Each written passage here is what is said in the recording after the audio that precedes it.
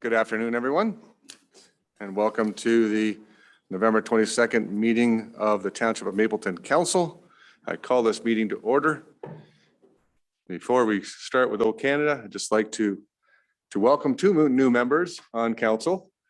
We have Martin Tamlin and of course Amanda Reed. Welcome to both of you to the Township Council Circle. I do have some appropriate headwear for you.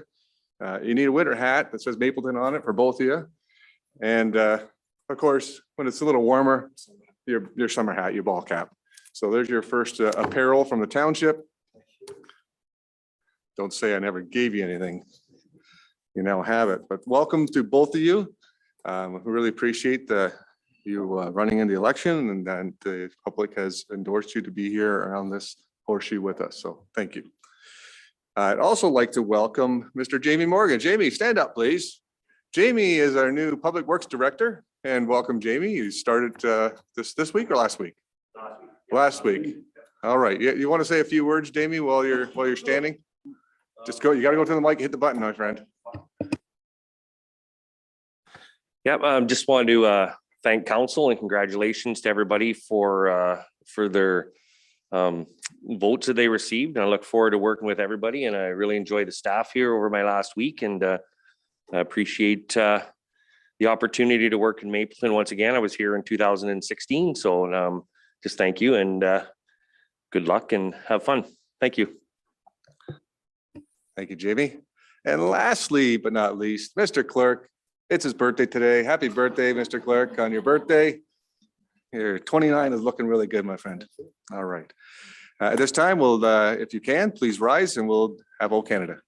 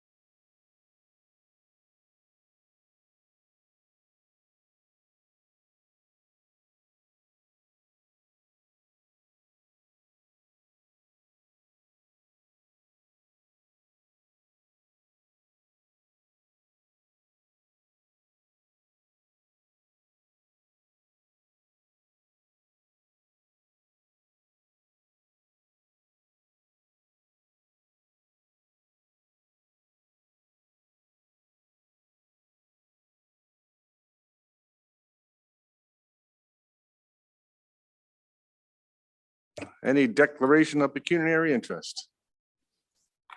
Seeing none, we'll move on. Confirmation of minutes.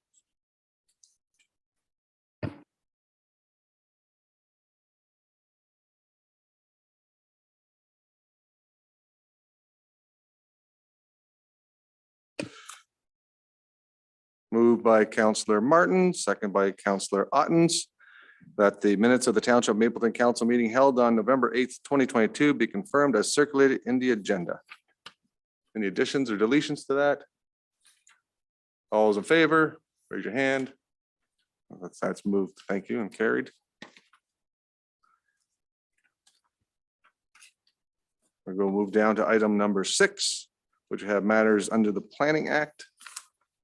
Item 6.1. Moved by Councillor Ottens, second by Councillor Tamlin, that the Council of the Township of Mapleton support consent application B135/22 as presented for the lands described as part lot 17, concession 11, RP 61R21600, part 1, with a municipal address of 41 Drayton Industrial Drive with the following conditions: that the owner satisfy all the requirements of the local municipality, financial and otherwise, for the proper and orderly development of the subject lands, including but not limited to outstanding taxes, that payment be made of the fee of $332 for a letter of clearance, that a copy of the deposited reference plan be submitted to the township, that servicing can be accommodated on the severed and retained lands to the satisfaction of the Township of Mapleton, and that a copy of the deposited reference plan be submitted to the township. And further, that council authorize the planning and development manager to file with the secretary, treasurer of the planning and land division committee at the county of Wellington a letter of clearance of these conditions on completion of the same. Linda, comments on any of that? Through you, Mayor, no comments, just a standard 10-acre parcel. They're just several. Severing off the vacant portion to sell it. Questions from council members then? Councillor Martin. Thank you, Mr. Mayor. I don't know who to direct this question to, you. So when these building lots were sold in the industrial park, a lot of times we had agreements in place where, you know, you had to pull a building permit, yada, yada. Is there any pre-existing agreement on this particular parcel? Because we don't really, the rationale for having these agreements in place was to prevent like prospecting and that type of stuff. So for other lots that are currently vacant, could we or will we see severances moving forward? I know it's kind of a unique set of circumstances on this lot, but is there anything pre-existing handshake or otherwise that would be a problem for this severance? Thank you. I'll turn that over to CEO Barron. Thank you, Your Worship. So originally the full 10 acres was sold, and obviously there's a building there, so within 6 months. And then circumstances changed from the previous building owner. So at that point, when they resell, there's nothing in the agreement that follows our agreement. For most of the lots, except there's a 2 acre, a 1 acre, and a 2 acre. Everybody has adhered to building permits within 6 months. So, yeah, once that resells after that, then it's out of our control. Thank you. Any further questions? Then all those in favor, show of hands, please. Opposed? None. That's carried.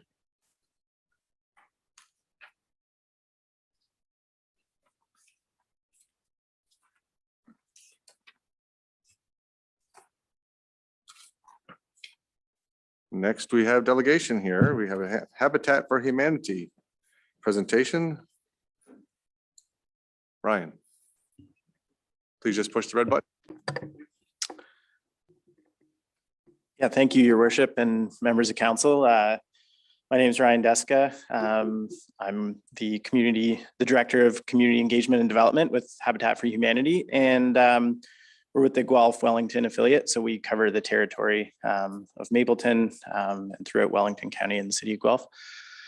So we wanted to come today to give a bit of an update on what we're up to, what our model is for affordable home ownership. And it's sort of twofold to welcome new members and the new council to get to know everybody. And as well, myself, I'm new to Habitat for Humanity. So I come from a background in the rural community development, having worked for the Ministry of Agriculture and the Economic Development Department, as well as for the Rural Ontario Institute under then now Senator Rob Black. So I certainly understand housing in the rural context. We don't currently have any projects out this way, but we have a scalable model that works in different communities. So we're always hopeful that we can find new partners to do new projects with. But we're certainly excited to be here, and at the very least, just to give everyone a quick update on what it is we're up to.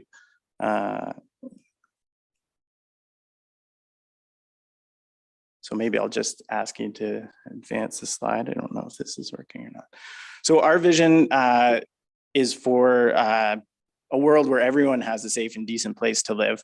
It's a lofty goal, and we're chipping away at it piece by piece. But to do this, we are essentially, for those of you who aren't familiar with the Habitat model, we are essentially a developer. We build homes. We engage the community, whether that's through volunteer efforts or whether that's through donations, or in-kind services in order to build the homes and build them affordably. And through our relationships with financial institutions, through fundraising, through the mortgage model that we use, we create opportunities for affordable home ownership. Just quickly, we're all familiar with the housing crisis right now. We understand that this is a huge, lofty challenge. And I heard someone put it this way, that the housing solution needs a buckshot, not a bullet. There's all kinds of different people along the continuum here of housing, as I'm sure you're familiar with. We fall into the affordable home ownership perspective of things. And the philosophy behind affordable home ownership from Habitat's perspective is that we're creating opportunities for people to build wealth, to build equity into a home that will serve them down the road and their family as something that isn't accomplished through some of the other rental models. So we think that's an important part of what we do. And that's why we're there. So City View Village project, this is a project in Guelph that was recently completed. It's just an example of the new direction we're taking in terms of building at some of our other properties in Fergus, Guelph, which I'll chat about quickly. But we are looking to grow our impact given the rising costs of land, rising costs of development, as well as some of the pressures we're seeing from the province in terms of densification. We are looking at these stacked townhome and apartment style builds that are all housed under a condominium style of ownership. But this is a recent project that we've filled up in 2020. This just speaks to the growing impact we're hoping to have with the 2 projects we have on the go now, as well as a third slated potentially for the Ignatius Jesuit Center. If there's a few hurdles to get through on that. But we're just looking at, this is what we're anticipating doing over the coming 3 to 5 years. So this is our project in Fergus. So 25 minutes down the road, I was just down there meeting with some folks. We will be closing on the property November 30th. There's some due diligence we've been working through, but we have a established relationship with the vendor there. So we're looking at 32 residential units here. As I mentioned, stacked townhome units, and we'll have a mix of Habitat and market units. So the philosophy here is that we're actually able to create a larger impact for Habitat families through the sale of some market units to offset some of the costs. The other positive aspect of this is that it's building sort of more diverse and inclusive communities through having market sales as well as Habitat families. And all of our projects, we work towards various accessibility targets and tailoring the units to any of the family's specific needs. So the other project we have on the go is in Guelph on Speedvale Avenue. This is an existing commercial property, but we are looking to redevelop, either retain the commercial aspect or to redevelop entirely residential. We're still evaluating this, but this is again about 32 units, another project with a mix of Habitat and market units. Yep, no, that's fine. It's essentially the same. It's close to downtown, so we have a close to rural property in Fergus, which could service certainly the Mapleton community, and then we have downtown Guelph. So what we're working towards up ahead, we have some fundraising initiatives underway. We're also the very first and only affiliate to be launching a community bonds program, which is it's an investment opportunity that allows community members to invest directly into affordable housing in the community. So it's been hugely successful. In just about 2 months, we've raised over 600,000 in community level investments. So that's anywhere from 2,500 all the way up to 100, 150,000 for some of the local institutional investors. So the basic idea there, I don't want to get into a sales pitch on community bonds. It is open to anybody who's interested. But the basic idea is that it's similar to a GIC. We provide a fixed rate of return over the 3-year term of the build. And we retain those funds for the purchase of the land. It also counts as equity towards conventional construction financing. So as far as the bank's concerned, that's part of our equity stake in the projects. So it provides a financial return on investment for members of the community that's fairly competitive. It's not without risk, and it's not the most money you could be making, but it's a fairly competitive offering. And so we're really excited about that because it's just a really good example of community coming together around a project and us, building sustainability into our operations for the long term. The other bullet point there, family applications for housing. We're encouraging anyone and everyone who may be interested, probably from this area. The Fergus project would be one that would be appealing. There's an eligibility questionnaire available online. If anyone listening on the line, or if you're aware of anyone that may want to apply, we encourage everyone to fill this out, even if they think they may not be eligible. And we'll get back to them with information on that.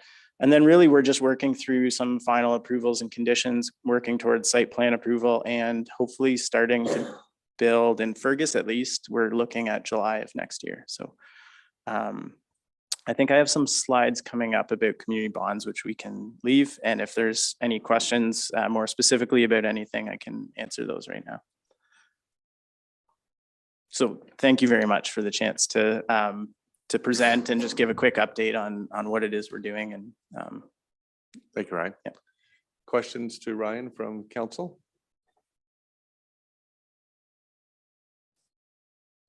All right, thank you so much for coming out here. I know that the CEO and I have talked a number of times about Habitat, and we're always on the outlook of how we can build in our community as well and support the housing issues that we have.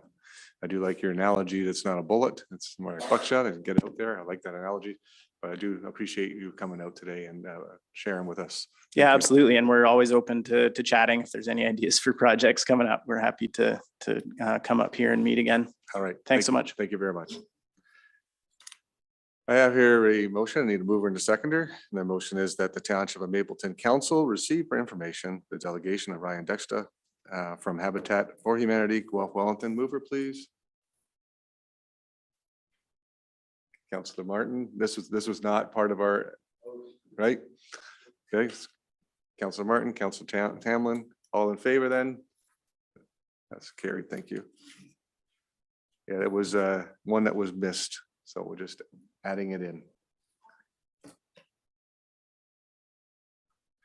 We have no minutes of committees at this time. Move on to item number 9.1, Council and Committee Meeting Calendar 2023.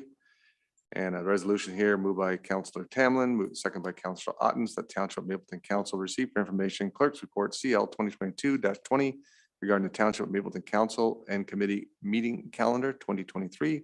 And further, that council adopts the Township of Mapleton Council and Committee Meeting Calendar 2023 as presented. Mr. Clerk, turn over to you.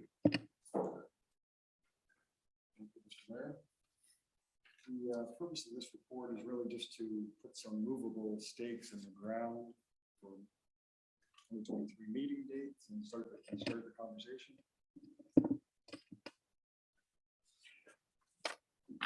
Towards agreeing on a full year's schedule.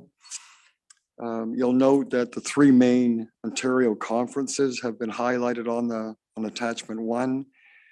And also note that council has already agreed to move the January 24th meeting, which was a Tuesday night.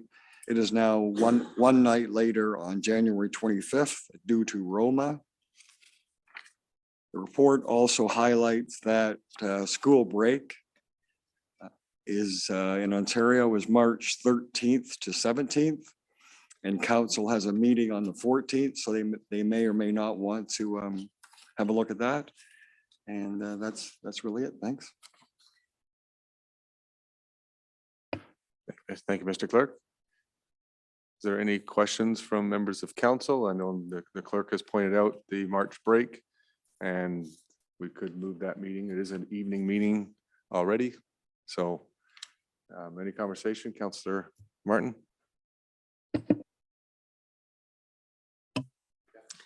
To you, Mr. Mayor, I would actually propose that we defer this particular report until we get a chance to sit down as council, new council, and go over the procedural bylaw to figure out what times, days of the week. I know days of the week are probably fine, but I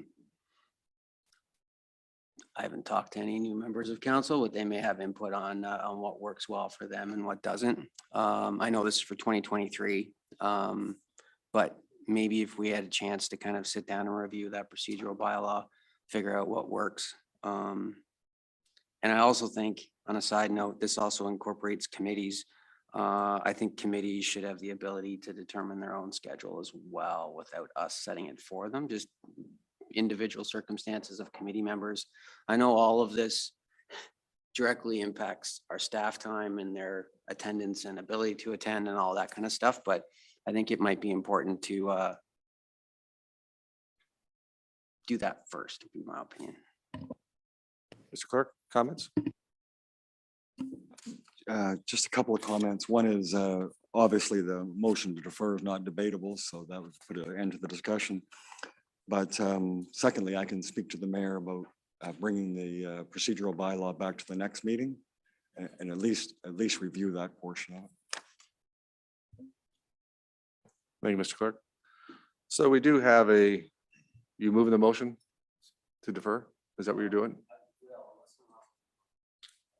You okay? Does anybody else have comments first? I know that to your point about time, the clerk and I have discussed that. I've discussed it with Councillor Reid and Councillor Tamlin about moving the time. And the clerk was going to bring something to the next meeting of moving the time of the 1 p.m. meeting onwards. Your point's taken about the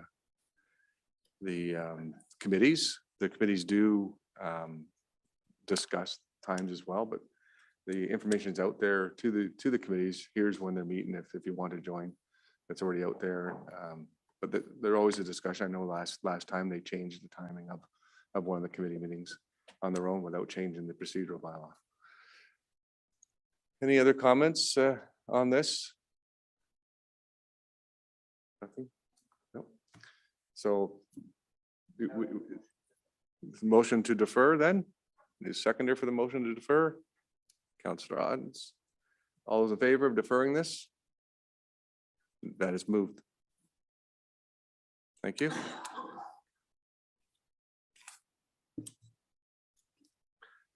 Moving on to the next one. Is a committee of adjustment terms of reference.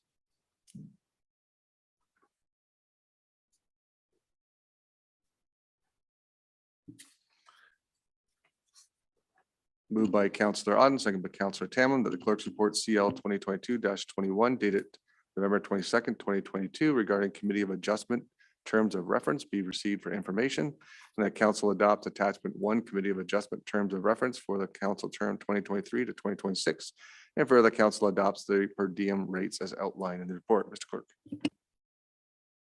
Thank you, Mr. Mayor. The purpose of this report really is just to update and modernize every 4 years the terms of reference for the committee of adjustment. We had an excellent committee this year. And as everyone here knows, the committee also acts for Mapleton as the Property Standards Committee and the fence viewers. And that's all I have. Thank you, Mr. Clerk. Questions then from council members on this terms of reference? Councillor Martin. Sorry. My comments would be similar outside of the motion to defer. I think we did have, I would echo the comments of the clerk on the excellent committee that we had the last 4 years. But I do think that the attendance of the committee members was reflective, potentially reflective of the time in which the meeting was held. So I do think that, during the day or even a 4 o'clock meeting, I think we limit the potential diversity of applicants to that particular committee. I don't think any like young professional, self-employed style of person is able to really attend daytime meetings. I know it completely conflicts with our staff time and overtime and evening hours and all that kind of stuff, but I think it all depends on the majority of the makeup of that committee. I think was probably fine with the 4 o'clock start, right? Based on their lifestyles or where they were in life. But it depends, I think, on how diverse we want to be with attracting people. Mr. Clerk, can you shed any light on the historical timing of that committee? Through you, Mr. Mayor. No, I can't actually. I believe prior to my time, Councillor Martin, I think the council would have sat on that committee. And I'm not aware of what time they met. Linda Redmond. If I may, through you, Mayor, when it was Committee of Adjustment prior to council, they used to meet at 9:30 in the morning on Wednesdays. So they've changed it. So their Committee of Adjustment prior to this council, it was a committee of citizens for a long time. And they used to meet at 9:30 in the morning on Wednesdays, following the council meeting. That was pre-2014 when that council sat as committee adjustment. Yes. Councillor Ottens, you had a comment? Button? And any other comments on this? Anything else from Councillor Martin? Anything else? Well, just a question then, I guess, is the timing of that particular committee meeting flexible? Or will the request for applicants go out with 4 PM on a Tuesday as being like the fixed time and date? So actually, I think it's already out there, but I don't know if the time and date were attached to it. We go to the clerk then.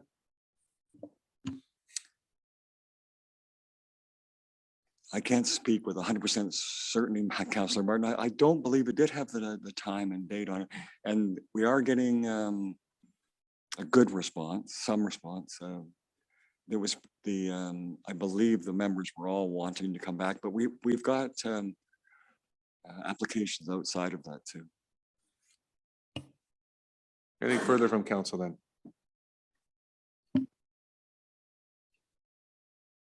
Okay. All's in favor?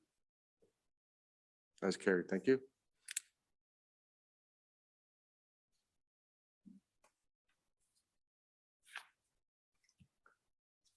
And next up, we have item 9.2.1. And this is moved by Councillor Tamlin, second by Councillor Ottens, that Township of Mapleton Council receive Economic Development Report ED 2022-06 dated November 22nd, 2022 regarding Economic Development Committee terms of reference. And that further that Township of Mapleton Council approve the Economic Development terms of reference. Going over to Ally Hill.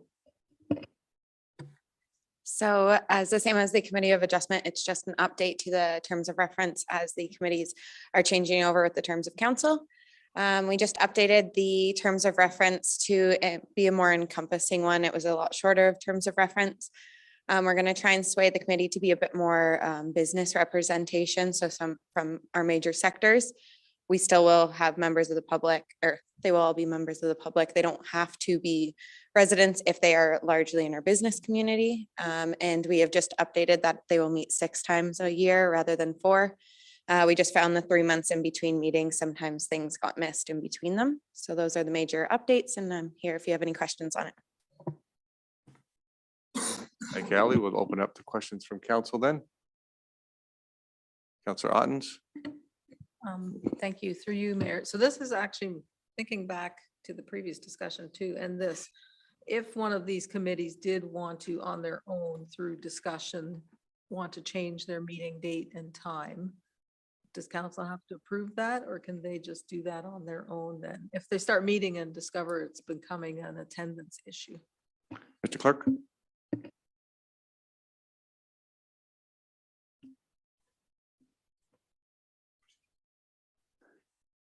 Yeah, excuse me, through you, Mr. Mayor. That's something I'm uncertain about. The, obviously the dates would have to be agreed by council, but I'd have to come back to, I'd have to research that and come back to you. Thank you. Through your worship, if I can add to that, if, obviously we want to work with everybody. So if there becomes an issue and the timing doesn't work, we'd absolutely happily bring that back to council. I mean, we want to make sure that they're comfortable and able to attend. So if it means switching the times, it's a quick report to council and as long as everybody's happy. Thank you. Further questions? Council Martin? Thank you, Mr. Mayor, through you to Mrs. Hill. Do you, with the changes, obviously you're involved with this committee. Do you think with the changes to the more frequency, meeting more frequently and maybe changing up the dynamic of the committee that you'll see a little more momentum coming out of this committee? Or what do you think that'll maybe address some of that? Not to say that it wasn't effective last term, just we didn't really see a lot of like stuff happening. So that would be the goal of doing these changes. And the last committee, we did have 2 years of COVID. So that kind of put a little bit of a hindrance on it for sure. But we do really want to engage more with our business community. And that was something that we realized that the 3 months in between, we weren't really getting momentum on stuff because you'd get into something and then it'd be 3 months and those projects would be gone or done and stuff like that. So that's really the goal of trying to increase the meeting dates and just engage more of our business community, is to get a bit more momentum with them. Thank you. Other questions, comments? The council representation on this says 2 members of council. Previous one was the mayor and 2 council members. And we're now moving it to 2 members of council. Can we do an amendment to this council that's the mayor and 1 council member, just as we did in the previous term? So as the mayor, you're at large on any committee you like.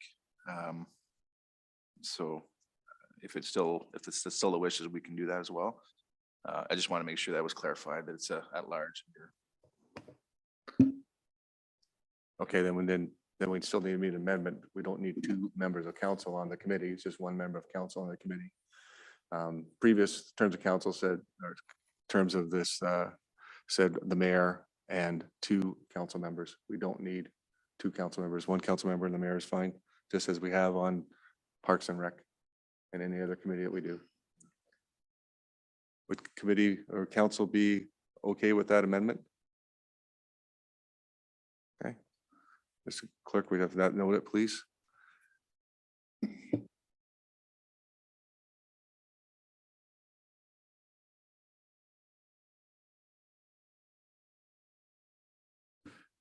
So just because we are doing that friendly amendment there, just a vote from council before we actually vote on the final then to make that amendment.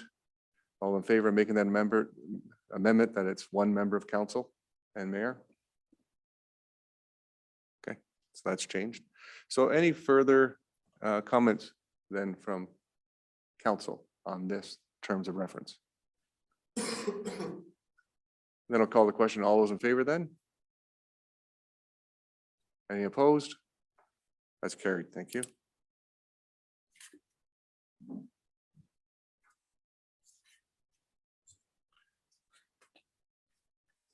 Moving on to the next item from the Finance Department.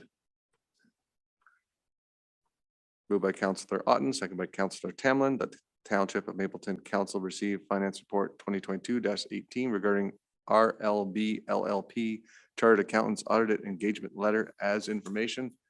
Turn this over to Mr. Morrison. Through you, your worship, this is just a standard communication from the audit firm outlining roles and responsibilities. This year, they've set materiality at 530,000, and the audit will begin on April the 10th. Thank you, Mr. Morrison. Questions then from council members on this? And I'll call the question. All in favor of this report? That's carried. Thank you.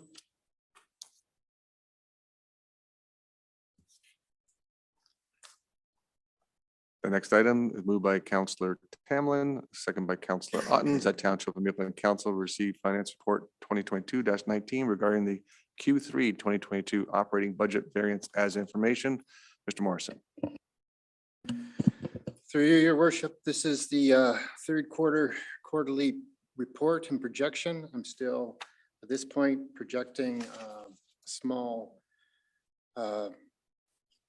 deficit for year end, or 246,000.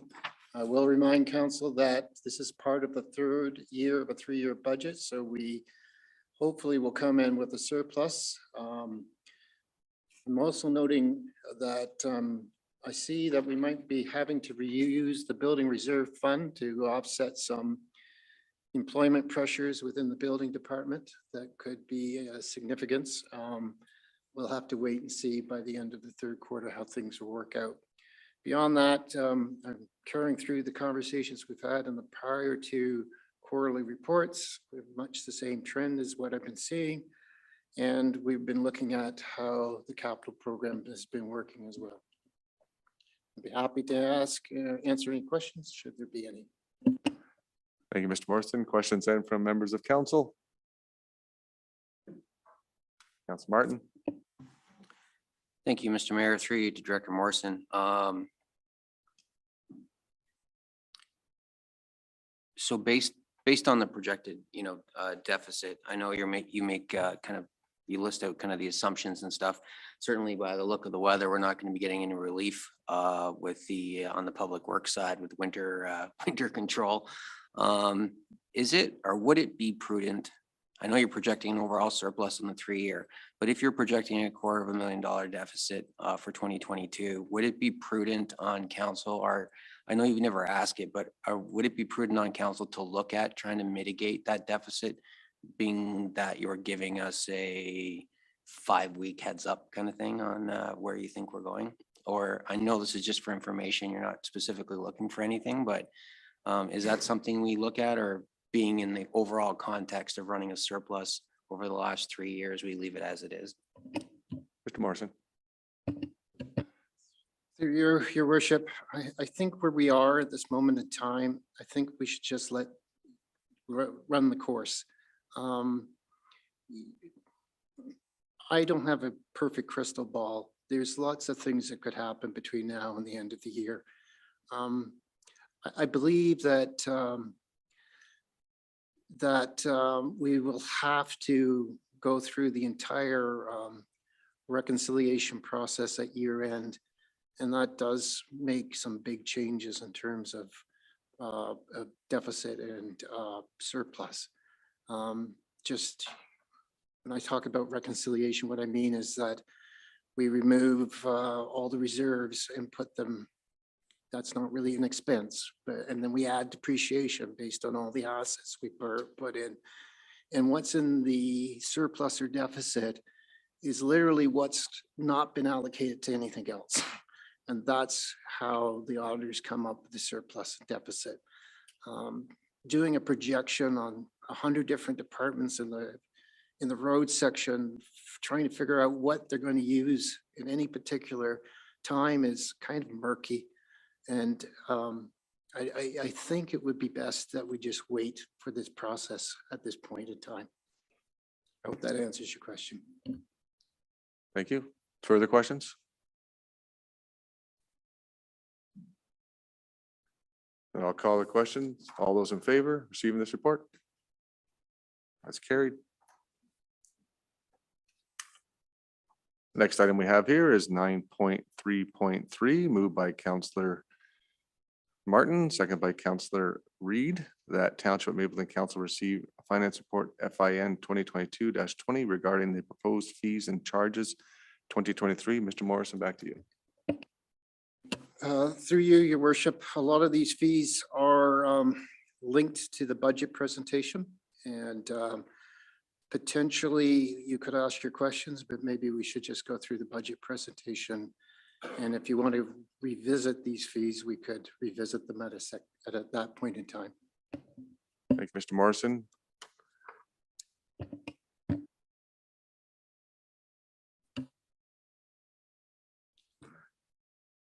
So in light of what Mr. Morrison said, we're just going to move item 9.3.3 down until Mr. Morrison has presented his budget report.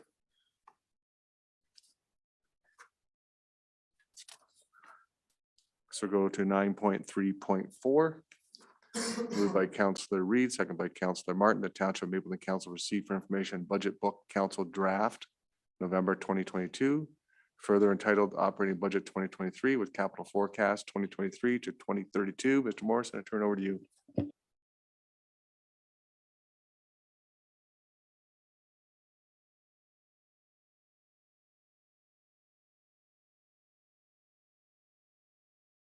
Through you, your worship. We've got a bit of a presentation here that I would like to present to the council in terms of understanding the budget book and some of the assumptions that we're making for this year. So it's a massive document, as I promised in August. We've introduced some asset management concepts, and there's going to be a significant discussion in the coming months or years with respect to asset management, and it's going to have a profound impact on our operations. So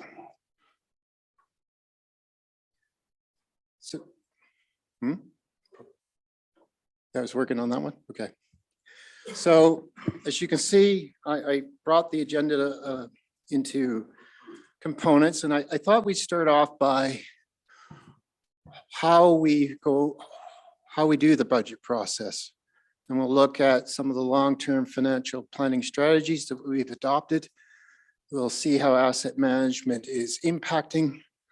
I'll give you an overview summary. We'll look at operating. I want to spend a bit more time on capital because that is going to have a significant impact on some of your decisions moving forward in the next few years. We'll talk about the tax impact.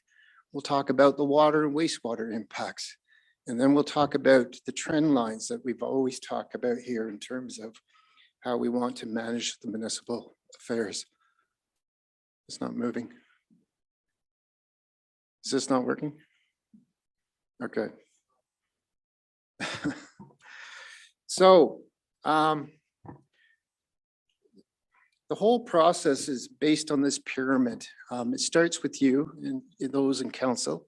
You're at the top of the pyramid. You have your own goals and your own achievements that you wish to achieve over your term. And the very first thing that's a very important document is the strat plan that will be organized for you probably in January. And the strat plan kind of gives the marching orders to the staff. Remember, in the asset management plan, if we don't have a very clear strat plan, sometimes you get very consequences that you did not anticipate. That's called line of sight. So if you get some statement in your strat plan that says, oh, we want to have a safe and transportation network that's moving people back and forth, Jamie here is going to interpret it that you want first-class roads, and that's what we're going to build. And we need to start thinking about that. You need to start looking at all the official plan and all the master plans, and that should be put in the budgets as well, because if they're not in the budget, we should be directing staff to change those master plans and altering our levels of service, our vision as to what we want and see the community to be. The asset management plan is the next level, and it's about service objectives and performances. It's about life cycle strategies, about how we're going to maintain it. As we indicated in August, a very simple asset management plan for core assets was like, we're $9 million short each year to properly do the asset management plan. And by 2024, we have to do it for all assets. And by 2025, they want you to come up with a funding strategy about how that's going to happen. So this is the beginnings of helping you start to walk through the process of what that's going to mean. Of course, the budget process is about that long-term financial planning strategy. Our multi-year budgets, this is a one-year budget because for the new counselors, this is an educational session so that you can understand what we're talking about, how the process works, and then in the next budget, the multi-year budget, we can start to set out the commitments that need to be made for the rest of the term of council. So your short-term thinking is always your term, but our job here is to help you look beyond that next election period to look at least a 10-year term so that the cycle is much clearer to you as you're looking forward. So just to remind the council that we are operating our budgets to provide financial resiliency based on 3 pillars: stability, financial vulnerability, and financial flexibility. And these pillars are based on, go to the next page, 9 principles. These principles, core of them is to respect the taxpayer, make certain the capital plan is sustainable, make users pay where appropriate, and it's not always appropriate, make responsible investment decisions, work with our local municipalities in terms of sharing costs. And I think we've been successfully demonstrating that. Because when we want some flexibility, we don't want to see significant changes in our water rates and tax rates. We want to see that we can borrow where appropriate, and we have some capacity to keep things in an orderly fashion. And, you know, I think we did a fairly good job in the last term of council through a pandemic that we kept the tax rates rather low. But this is going to be an extremely difficult one because of the asset management planning strategies are going to put a lot more pressure on us as we move forward in time. So I just want to give you some examples of some of the ratios. And these ratios are coming right off of our financial information returns. The ministry is creating these ratios for us based on what we've been reporting. So the one is one ratio of financial stability. Now there's different ratios. And to be honest with you, I should be producing a report once a year describing what this is meaning. The best time is after the financial statements are done, but the auditors want to show you their financial ratios and they're not connecting it well with the long-term strategy. But here is the ratios. In 2020, hundreds of rural and lower tier rural municipalities had about reserves as a percentage of municipal expenses. Most of them are around 87.6%. You can see in 2016, we were at 71.3, we were behind. And then we steadily built those reserves. And by the end of 2023, I'm guessing or estimating it'll be around 101.4%. So that's at that point in time is a pretty healthy reserve. But when we go through the rest of the budget, about 2025, we're going to have some problems. And we need to think about that in your next term of council. The next page. So financial vulnerability is the degree of dependence on external funding. So this is like the debt capacity as a percentage of your own revenue. So our own revenue is taxation, all the user fees, and of course the debt servicing costs that the municipality is incurring in that year. It's interesting to note that we've never gone beyond 50% of the capacity, but in 2018, according to the ministry, we were at a very high risk here in terms of our debt capacity. And by the way, in 2020, all those southern rural lower tier municipalities are about 4.1. So we did embrace more debt than others have, but it's gone down and moved downwards as we go forward. So the story is when you're looking at this kind of pillar, is it being offset by another one, sustainability? Are we investing enough in our assets at a particular time? And that's kind of what, again, we should be having a discussion on. And the last one is financial flexibility. This is the rate coverage ratio that the Ministry of Municipal Affairs and Housing has developed that basically says that most municipalities should be targeting its own source of revenue covering its municipal expenditures should be between 40 or 60%. So that means a minimum of 40% could be coming from another upper tier level government or the province or the feds. An intermediate success would be going to 60 to 90%, and an advanced target is over 90% or greater. And by the end of 2023, we're at 99%. So we've been taking our own, future we've been deciding how to organize ourselves and not being terribly reliant on other levels of government as we've been moving forward. So go to the next one. So this is what I'm talking about in terms of asset management. So we're going to be talking more with you all the time about life cycle management strategies. How do you maintain the road? How should you do the bridge? What time should you have an intervention? How much it would cost? And one of the things that is really going to be difficult is trying to figure out what's the desired level of performance in terms of that. And that's going to be extremely difficult because that's where you're going to get some pretty negative feedback from residents if they don't like the decisions that are being made. So when you start looking at all those projects, and we gave you the project sheets for the first time I've ever done it, we're putting in a lot of information there. We're telling you that this asset needs this intervention strategy. We're telling you what kind of, particularly with the bridges and roads, what are the risk factors associated with it? And we're breaking down all those assets section by section by section. Of course, when we tender it, we would collapse them and have one project. We wouldn't have all those projects. But it's to help you understand, I want to do this, and that's the risk I'm taking if I'm doing that.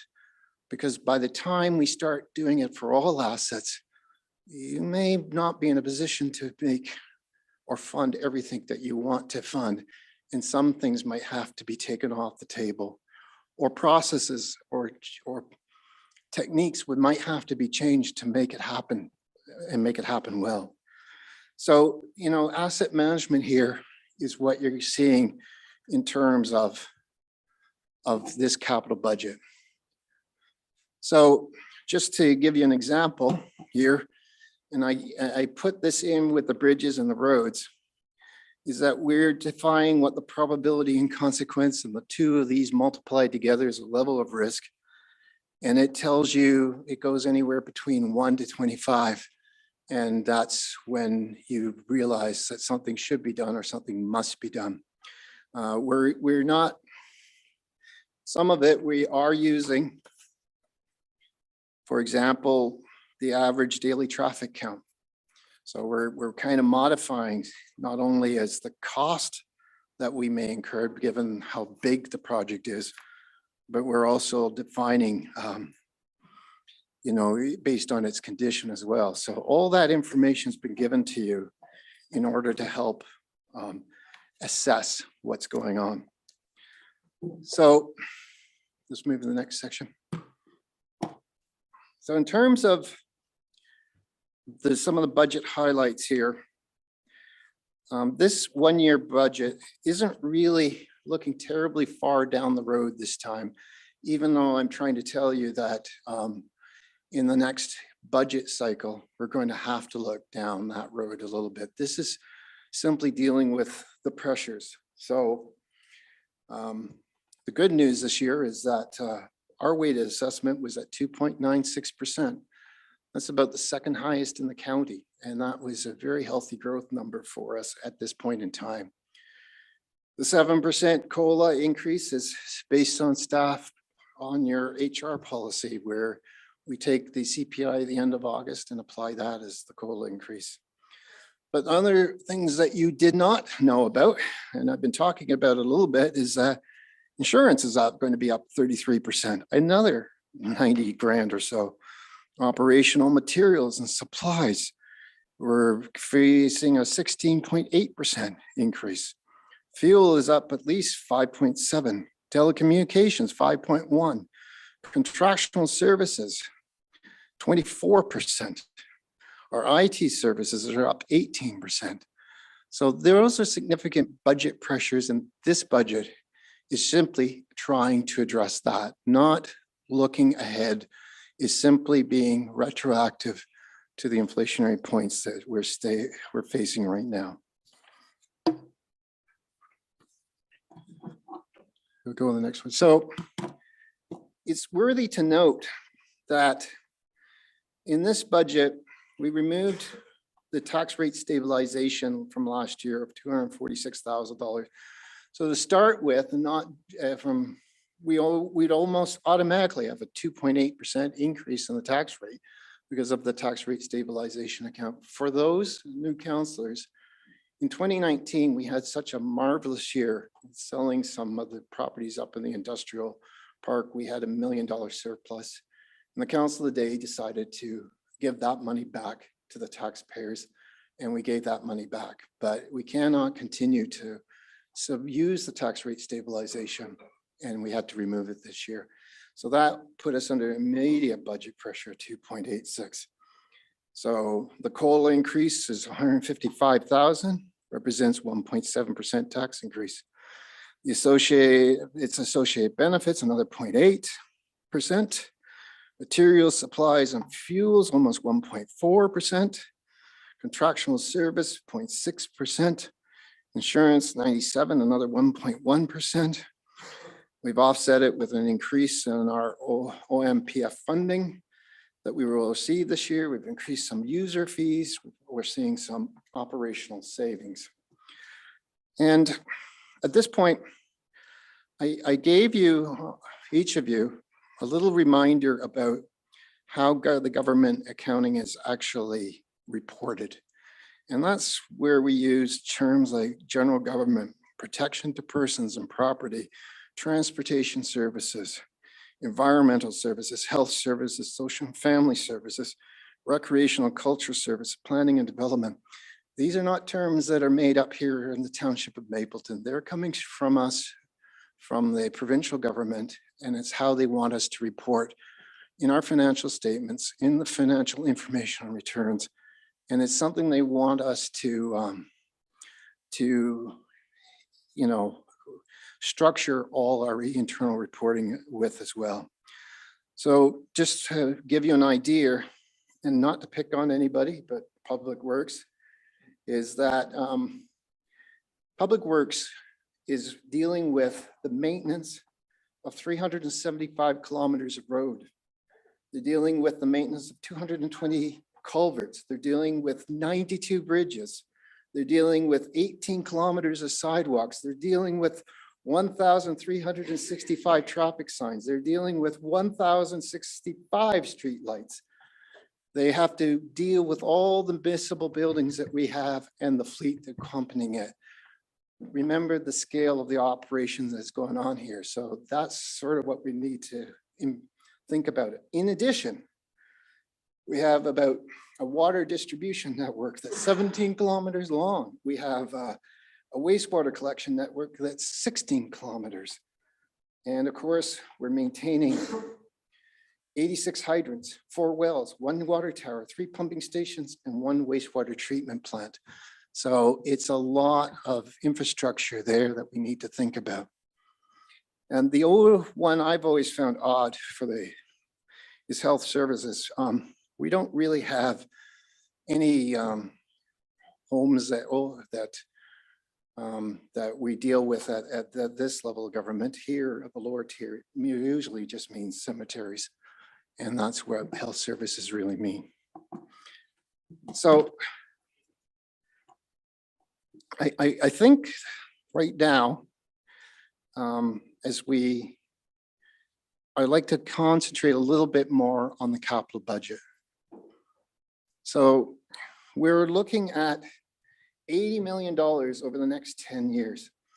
So the way a budget is is constructed, or way we will construct the budget, and we did that for bridges and culverts, roads and sidewalks, is we're looking at areas that have the greatest impact and processes that would be cost effective in terms of preventing further major work beyond the 10-year event horizon. So that's where the risk and consequence of probability and the deck area and all the other pieces of information that we are asking you to think about. As you get more familiar with it, I think you should be putting Jamie here under pressure and start asking, you know, what can we do to make things a little bit better here? Throwing you under the bus, yeah. What? So let's turn the page. So, you know, bridges and culverts and roads and sidewalks, I'm telling you that these were the assumptions that we made. We took the bridge condition index or the pavement condition index.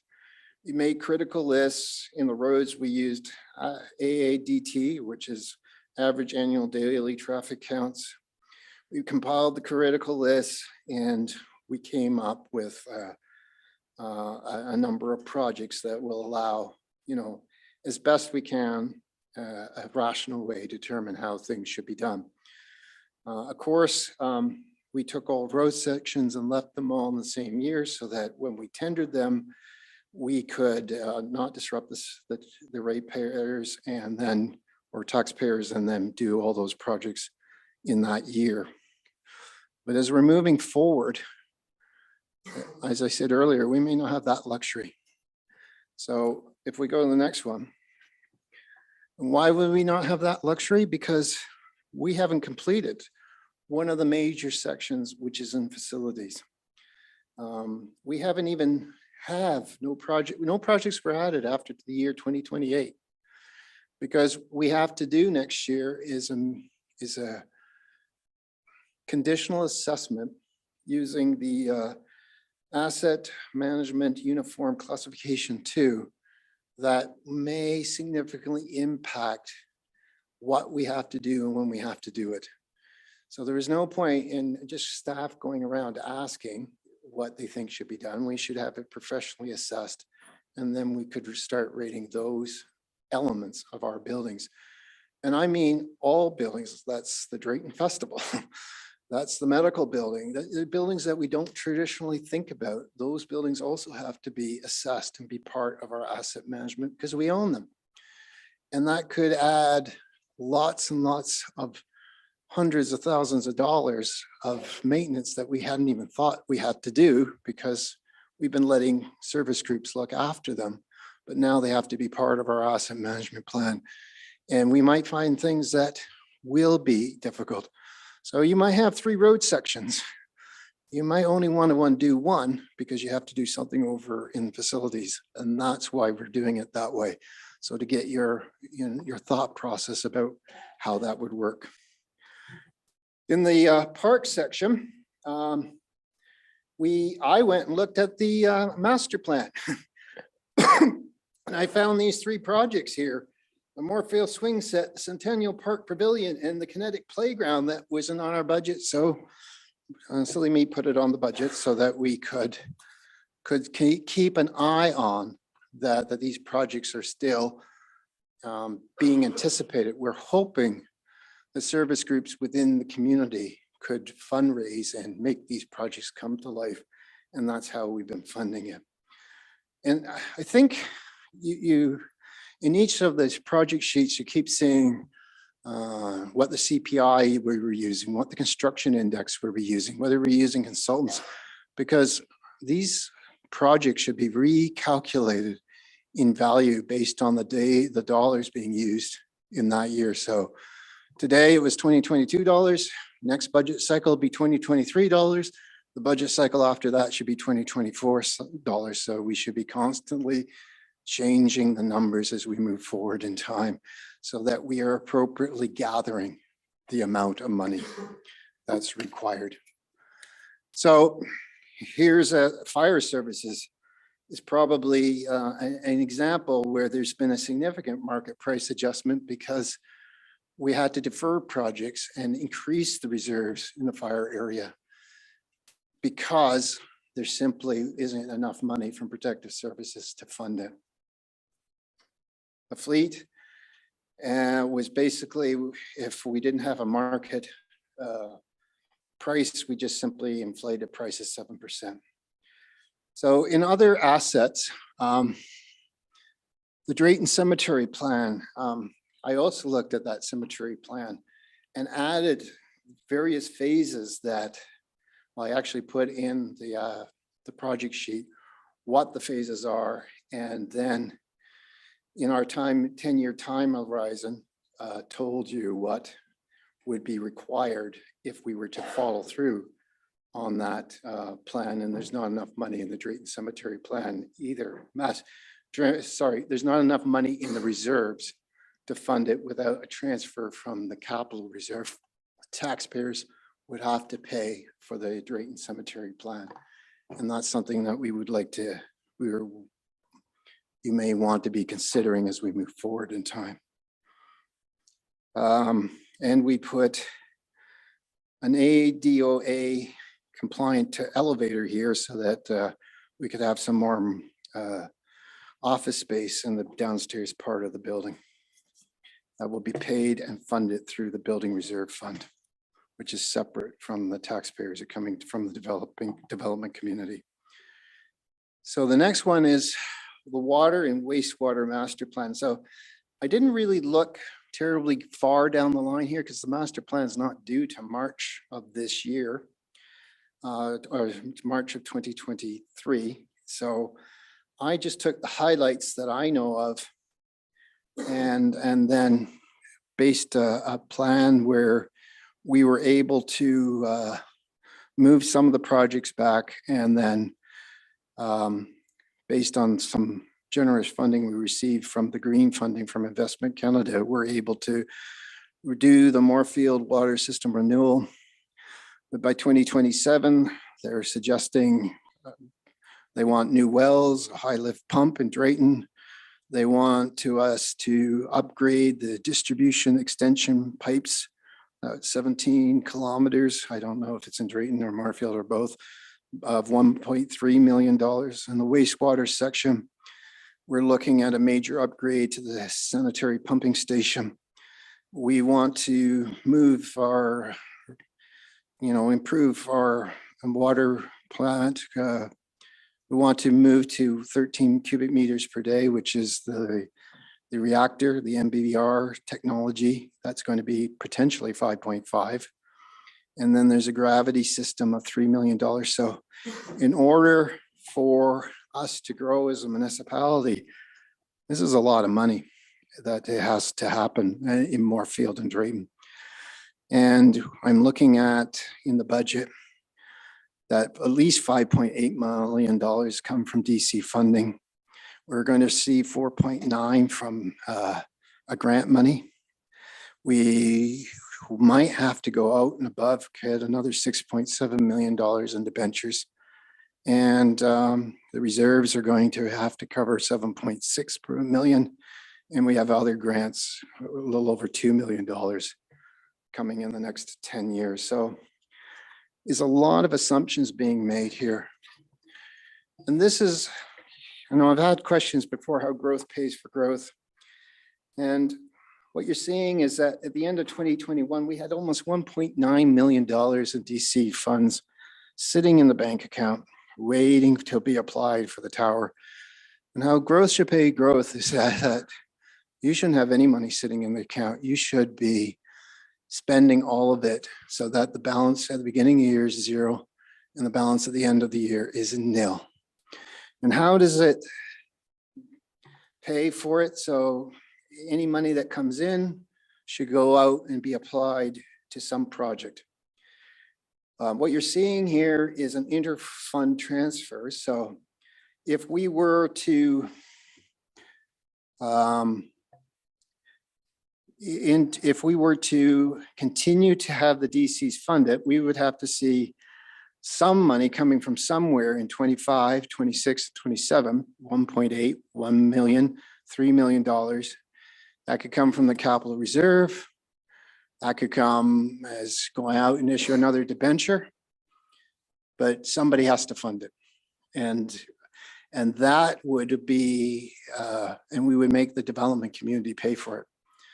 The other thing that you should be very cautious about here is that if we're to make this water plan alive, the estimated DC charges, we should see some activity starting in about 28, 29, 30, that actually would generate some DC revenues coming in.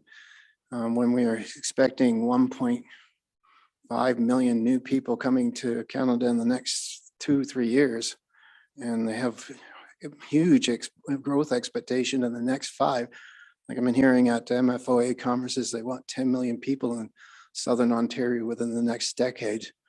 There's going to be a lot of pressure here, and we should see that we're in a position to accommodate it, but we also need to make certain that that is the development community is committed to it as well. So if we go to the capital reserve.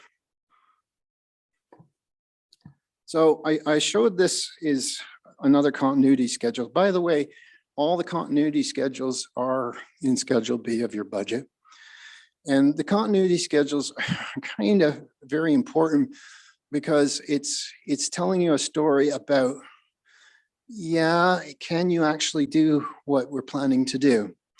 And here's why I'm saying is that our reserves are pretty healthy through 22, 23, 24, 25, 26, they're starting to get weak, 27, $2 million left in the reserve. That's probably not a healthy. You might be in trouble. So if we were to use capital reserve money, in other words, if the taxpayer is going to be the banker for the DC development, because the taxpayer can't be the banker, they can charge the development community to use the money and get it back as interest, or we go and out and do a debenture.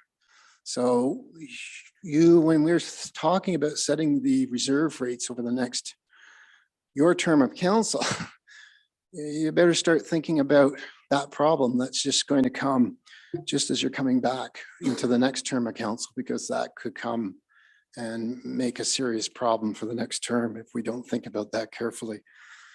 And by the way, you know, the reserves are putting out $5.9 million in this budget assumption, $124,000 to the cemetery reserves, and $5.8 million to DC or the development community. So you need to think about, when we're looking at some of the charge fees and charges, are we charging the appropriate level? And are we, can the reserve act as the banker or not? Because we might have to otherwise go and get a debenture. So $9.4 million in operating just to cover the inflationary impacts for this year. And that's basically it. We're not looking terribly far down the road. The growth was great, 2.96%.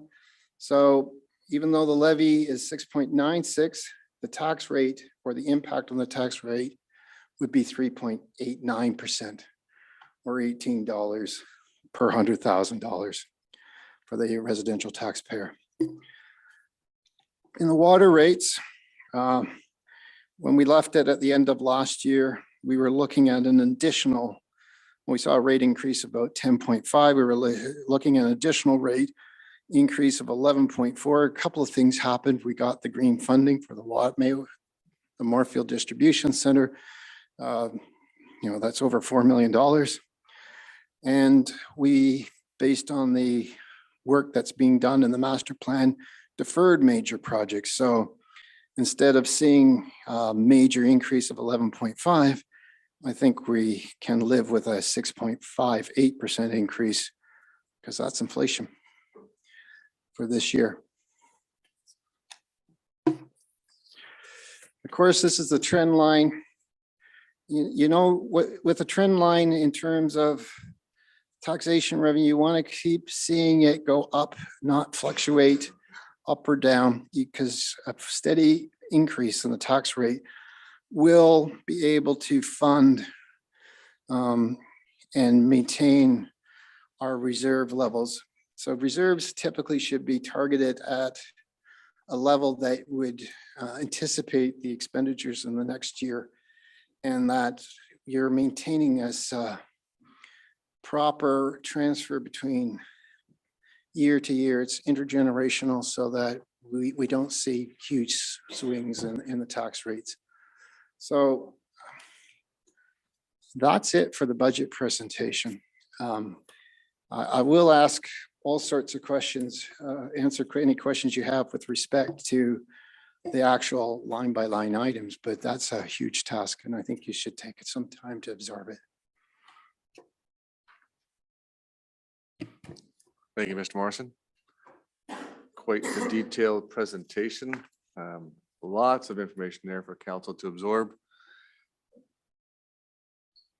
I'm going to ask council if they have any questions, Mr. Morrison, on his presentation at this time. Let me just do this first. The clerk has passed the resolution to me. I read the earlier resolution. We're going to discuss the budget. But the clerk has passed this resolution, which I'll need a mover and a seconder for. The Township Mapleton Council received for information the presentation by Treasurer John Morrison entitled Budget Information Session 2023. So just to receive it for information, and then we'll get on to the other motion that I put on the floor earlier. So I need a mover. Thank you. Councillor Reed, second it. Councillor Tamblin, thank you. All in favor? That's carried. Perfect. And now we'll entertain the questions to the clerk on his presentation.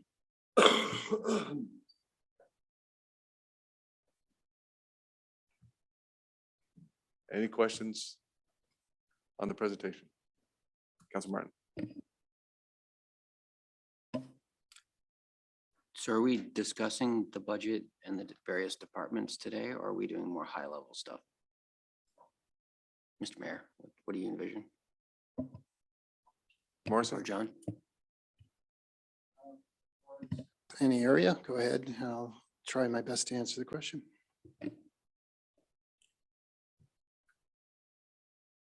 Go ahead.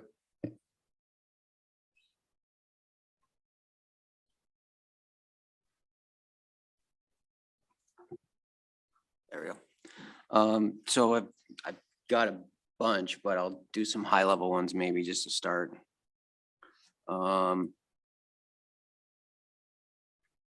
So the COLA on the wages, I can't imagine that you thought of that there wouldn't be some discussion around that. So and you mentioned it's an HR policy that I was part of creating. I don't think that anybody at the time would have envisioned the 7% year over year COLA, I mean, on anything, right? But we are where we are. So do you have any potential mitigation strategies around this 7% number? I know it's a very large number and it's probably going to make me the least popular person in this room to even suggest something different, but there are numerous municipalities that have similar policy like we do, but they've introduced kind of some mitigation strategies around, maybe lessening the impact on any particular budget year. Are there any suggestions that you discussed or that you've thought of, or is it simply a 7% number that's been inputted? Mr. Morrison? At this point, we just introduced 7% mitigation strategy. Do you want to continue to use this tax rate stabilization account for another year? That's a mitigation strategy. Not sure that's a good strategy, but you could do that. You could direct your CEO to look at staffing requirements is another strategy that may be reviewed. And finally, give us another number if you don't want to go with a policy. Follow up. So I'll give you an example of a mitigation strategy that North Wellington's used, where they've capped increases of 4% per year, and then the rest or the balance would get transferred into the following year. But it only transfers once and it maxes out at 4% every year. So obviously next year it'd be 7% again. I mean, there'd be a loss there for the staff as far as the policy goes. But if next year was only going to be 1% year over year, well, then the following 3% would carry over and it'd be 4 and 4 versus 7 and 1. You know what I mean? So something like that. I think 7% politically and publicly might be hard to digest. That's very much a QP kind of want or ask. But I do understand like the policies there, obviously. We all signed off on it. I just wonder, that one might be a tough one for me. Mr. Barron? Thank you, Worship. So you're right. We here are, although it is a policy, do care about the ratepayer and anticipated that this will be a talking point. So when we talked about budget, we discussed, do we create a policy such as Wellington North? But just so you know, staff have absolutely are prepared to discuss it. We are realists as well, and we do realize that 7 is a high number, as well as 0 was a year or so ago as well. It was a low number. How, if you don't mind, this, in my opinion, is an introduction to the budget, but we always have every year another time that we really dive in to the budgets, and we discuss as much or as little as council wants. To go into detail now, I think is a little bit premature, because I don't think we've had a chance to digest fully John's presentations and things. There's a lot more background information that backs up all of John's points. There's studies that are done. Budgets have now become more of a scientific process more than a feelings type of process. So I don't know. I don't want to overstep my boundaries here by any means. It's just, I don't know if it would be useful to, until we've had a time to digest and go through it individually and prepare ourselves to answer questions at a longer term than we just at a regular council meeting. Thank you, Mr. Barron. And we'll still open it up to any questions that council has, keeping in mind that the answers we might not have today, but we'll certainly staff will take those back and follow up with council on any answers that come up. Now, Councilor Martin, I understand that the 7%, you and I have had that discussion earlier. Mr. Barron, are we doing in 2023 a staff review on wages? So thank you for bringing that up. I think it's Councilor Martin that made that point last budget cycle, and it actually is coming to fruition where each individual municipality within the county is doing their own. And, if we got 7 lower tier municipalities, and if each and every one of us does a review every year, then just by default, the pay goes up automatically. So we've, as CAOs, have absolutely discussed that at length. In fact, there are some municipalities that have done their reviews, but for those of us that haven't, for the next term of council, have agreed that we need to pause all these individual reviews so that that exact thing doesn't happen, and we'll collectively do a review amongst all of, or as many as possible, lower tier municipalities, so that we're not caught in that constant churn of having to catch up to the other. We all realize, all CAOs and of course treasurers realize that it's not sustainable. So we all have agreed that we're going to look partnered with each other to do the reviews using hopefully what are some of the same comparators, so that we don't pigeonhole each other long term. Thank you, Mr. Barrison. Barrison. Other questions right now? Councilor Tamlin? Well, I think I disagree with the kind of the higher level presentation you've done. I mean, especially for someone as a new councillor as well. having a better understanding of the dynamics and the trends that are happening as well. I did have a lot of kind of individual questions for each department and other points as well. But I actually would agree, Mayor Davison, about having that time to sit with this and then bring each of those kind of different topics and trends and increases that we've noticed to discussion deeper. Thank you, Council Tamlin. We'll have plenty of time to discuss this. So council will go over it 3 or 4 times before we make any decisions, and there's no rush on making decisions for council. I know that the previous term of council for the 3-year budget plan, we always had everything done by December. But I know this is the first term of this new council and the first budget for this term of council. There's a 1-year plan, so there's not the same rush as to get the work out. Other questions, comments right now? Councillor Ottens? Thank you. So we'll have a separate budget meeting to discuss the minutiae of the little things, or is this just going to be at our next council meeting? Thank you, Councillor Ottens. As we've done in the previous few years, is that we had almost an entire day put aside that council comes. So that's what our plan is. And I will discuss with council, I'll contact council members to figure out what that date is that we'll come together and have an almost entire day of talking about the budget. And then, of course, there is the public open house that takes place as well that we are going to be scheduling. So like I said, plenty of time for council, and that whole day, when we have that whole day plan, we'll have everyone here and all the questions that you have bring out. And this is sort of like the high end questions right now for staff to think about. If you have anything that they need to go back and come back maybe to that all day meeting, then by all means, put it forward now that so staff have an idea of what to come back with. Anything, Councillor Ottens? Just a follow-up. So where does the fees and charges piece fall into this discussion? Because we did move that to this part of the agenda.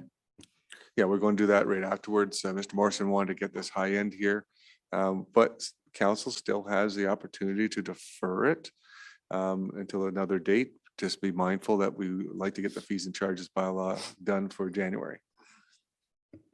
Mr. Morrison, anything to add to that?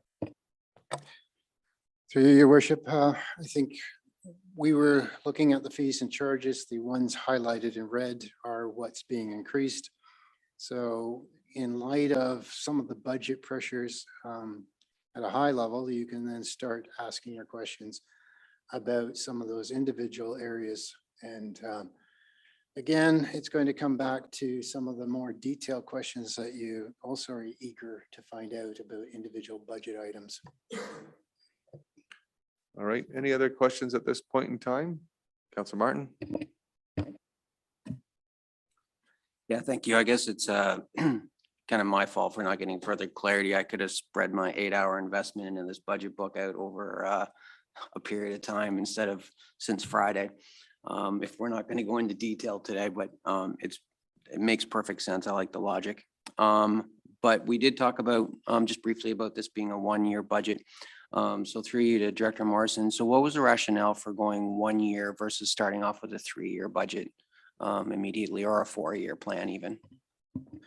Under the Municipal Act, it is a legislative requirement that we have a 1-year budget at this time, is to give the new councillors an opportunity to understand the process.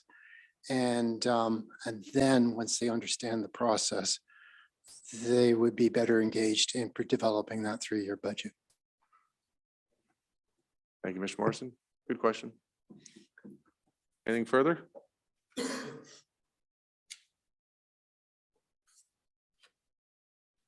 I'll ask one more time. Anything further at this time? Any other questions at this time for Mr. Morrison? Let me read the resolution again, because we passed another one in between time. Moved by Councillor Reed, seconded by Councillor Martin. The Township of Mapleton Council received for information budget book, council draft, November 2022, further entitled Operating Budget 2023 with Capital Forecast 2023-2032. Ask one more time. Any questions at this point? And all those in favor of receiving this? That's carried.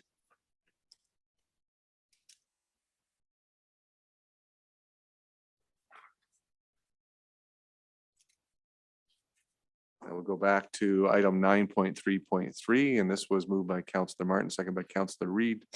That Township of Mapleton Council received finance report FIN 2022-20 regarding the proposed fees and charges 2023. Mr. Morrison? I'm prepared to answer any questions you might have with respect to the fees. Open up the questions on the fees and charges as proposed. Councillor Adams. Thank you, through you, Mayor. I guess the big one here is the columbarium charges are quite high compared to other municipalities who have the same thing. So I guess I need some clarity on that. Mr. Morrison?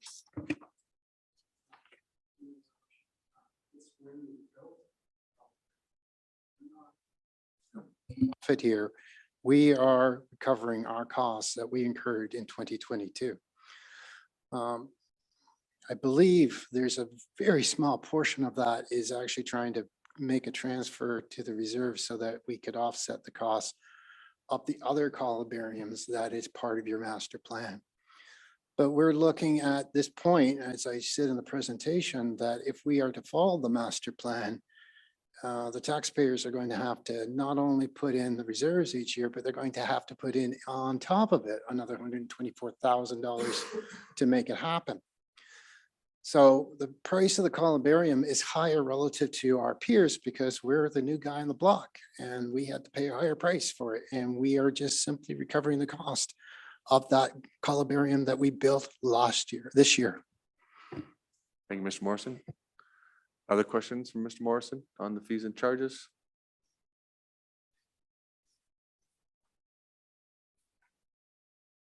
Give you time to look at them some more.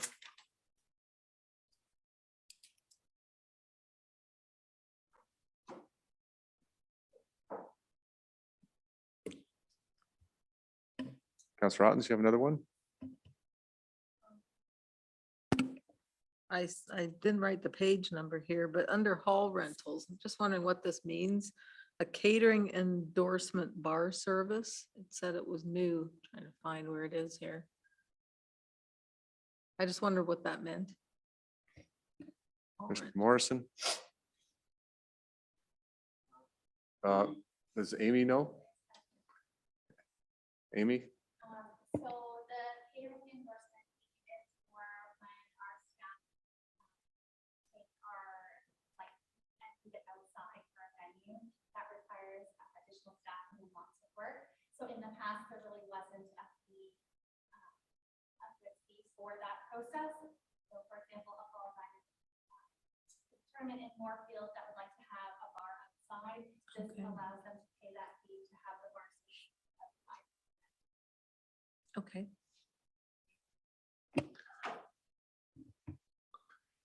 Anything further from members of council then on the fees and charges? Councilor Martin?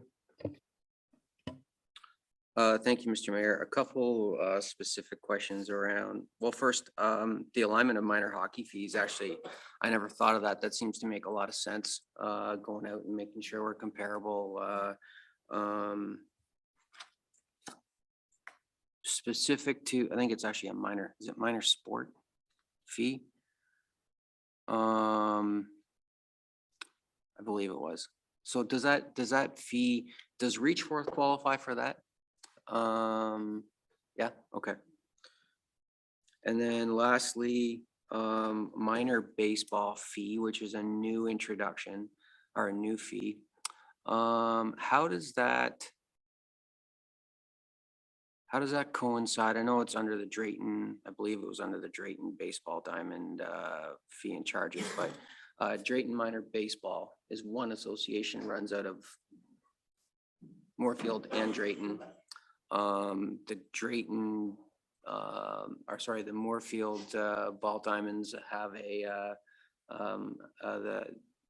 Moorfield Athletic Association looks after kind of the inside of the diamonds. So with this fee, will this fee be charged to the association? Or where will this fee actually come from? We'll have Amy come to the mic for that one. Through you, Mayor, to Councillor Martin. That fee sort of fell off the fees and charges a few years ago. In the past, I believe that soccer and minor ball paid the same fee. So we just really wanted to bring that back. This past year, it's been great to see a massive increase in ball players, and they are utilizing our diamonds as well quite frequently. So we would actually charge minor ball, so association, not the MMA association. So. Thank you. Further questions? While council's thinking of that, maybe council would like to look at the list of service organizations on page 105, because we added those organizations in there. I know there's some that came forward at other times, and maybe staff can help me out for who else would benefit from this. I know the Legion is not on this list, but the Legion might be able to benefit from this when they have their bigger events. So I'd like to propose to council to consider putting the Legion in place as well as on this list. But if staff have any more organizations that are local organizations or council has, please speak about that now so we can add those to this schedule. Amy? Through you, Mayor, to Council. I think the Legion is a great addition, but also I would suggest that Council consider our schools, our local schools, for their hall usage as well. I know that there's some upcoming skating events and they'd love to utilize our hall. And Parent Council obviously has limited dollars that they can sometimes raise. So if that's something you'd like to consider, that would be great. Thank you, Amy. That's a good add-on in my mind. We'll have council to weigh in on that. Anything else that council or Mr. Barron, anything else that came up in the last previous years that we added in? Okay. Councilor Ottens. Thank you, through you. So following up on the school, so it was my understanding that these groups were added because what they did there was to raise funds to give back to the community. So when the schools are there,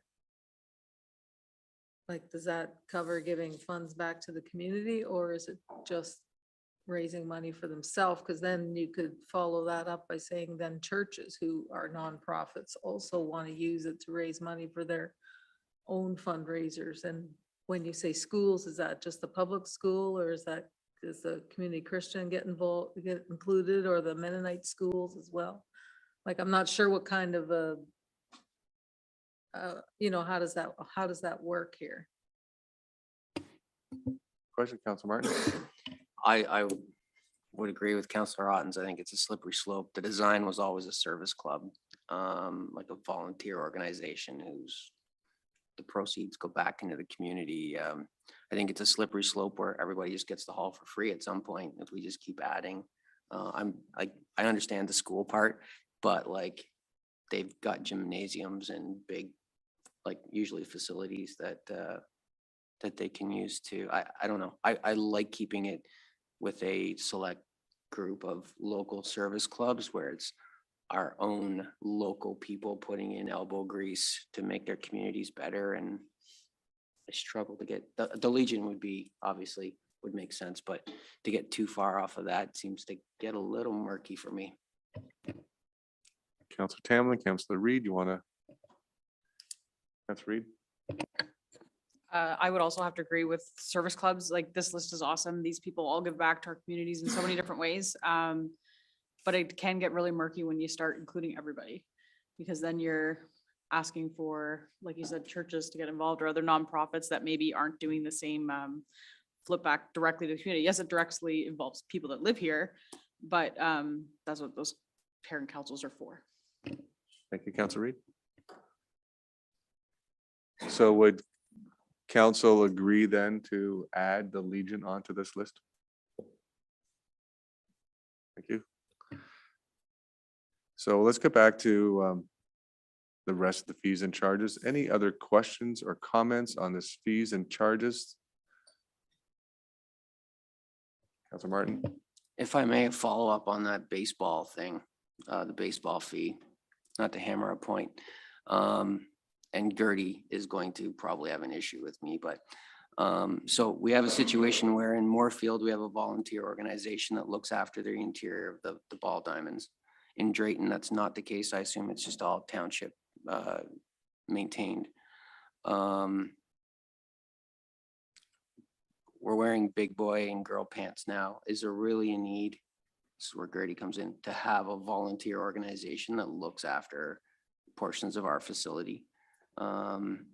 Especially when it's, and they, like, Gertie loves doing it. The town shows up, looks after the ball. It looks really nice, yada, yada, yada.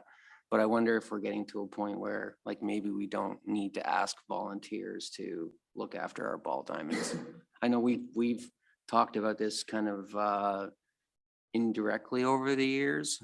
But I would say, like, back in my hometown of Katy, when the volunteer board got tossed out of doing the arena, actually town Chatsworth, it ruffled feathers, right? It was an awkward, it's awkward, right? Because the folks in that town put volunteer time into keeping that arena going and stuff, right? So I understand kind of the dynamics, but if we're charging fees related to the user group, so we'll use the diamonds and stuff, like, and then on one spot we have a volunteer doing it.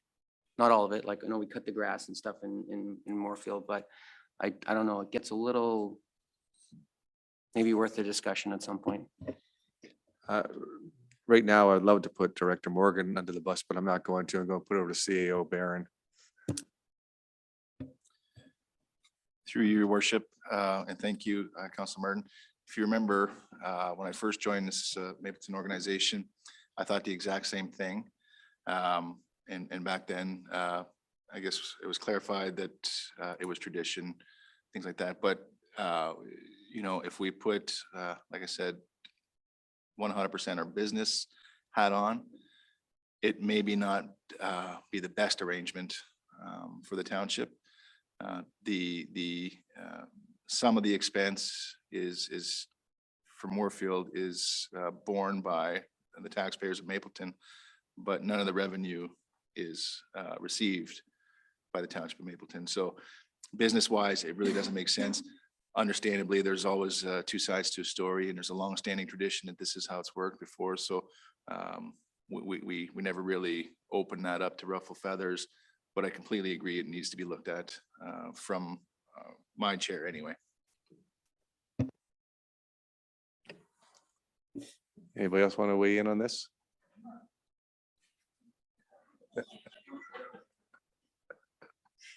I looked directly at you. I was waiting for that reply. Are you putting something on the floor for this, Mr. Martin?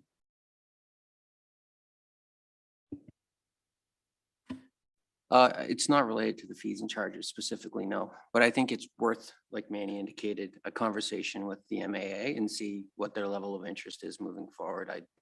I assume as long as Gertie lives and breathes, that is a very big passion of hers and the rest of the folks that organize it. But maybe it's just a conversation. But no, nothing specific to this fees and charges. Okay. Anything else specific to the fees and charges then? Councilor Ottens? I noticed that the PMD has a kitchen only rental fee, which is good because there are people who rent the kitchen, you know, to do their, create their products because they don't have a commercial kitchen of their own, but I don't see the same fee rate for the Moorfield Hall. Kitchen only, especially on a weekday. Should that maybe be in there too?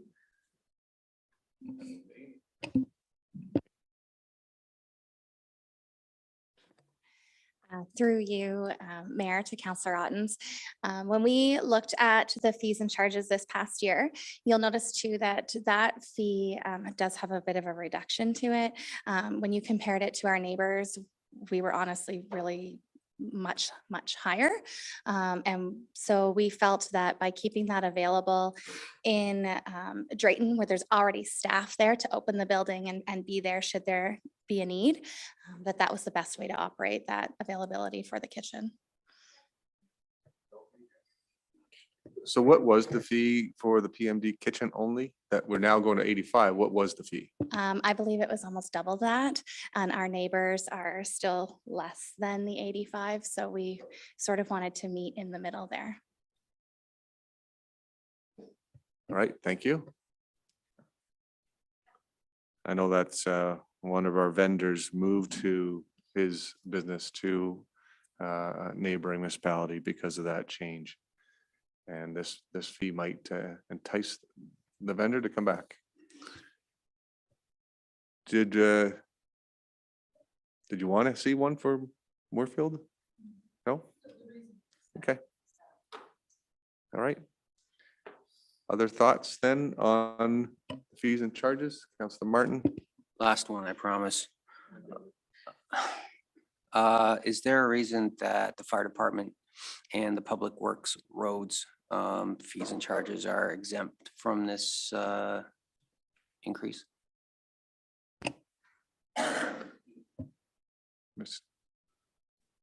Mr. Morrison? Did you? I didn't quite catch the whole question. You were wanting to know why the fire department was exempt from. On inspections, and then the public works roads inspection fees, there's no. The public works is PDF 11 and fire department is before that. PDF 7.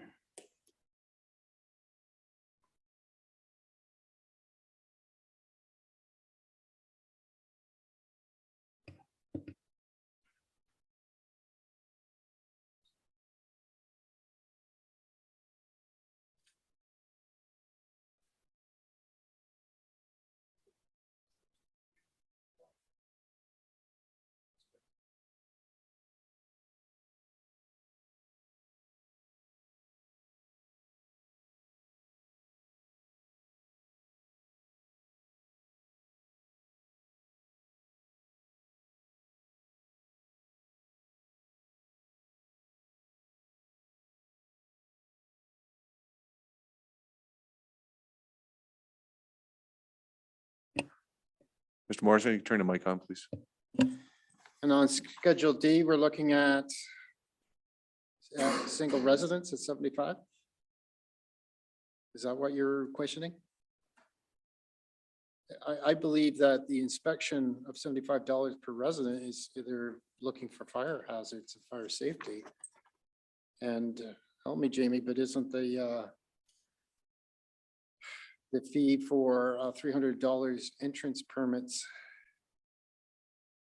inspection fees, what would that be? Kind of entrance permits for? It's been there for, this wasn't changed from previous years. You might not remember, or you don't. Jim, would you be able to remember why we have an entrance fee?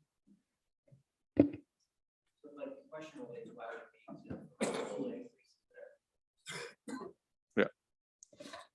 So there's COLA increases on a lot of items, but there are certain items that had no COLA increase.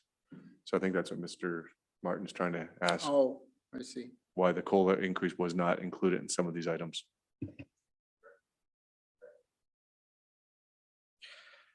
Because we got no feedback. I'm not sure. We'd have to investigate. Maybe we should be increasing the fees at this point.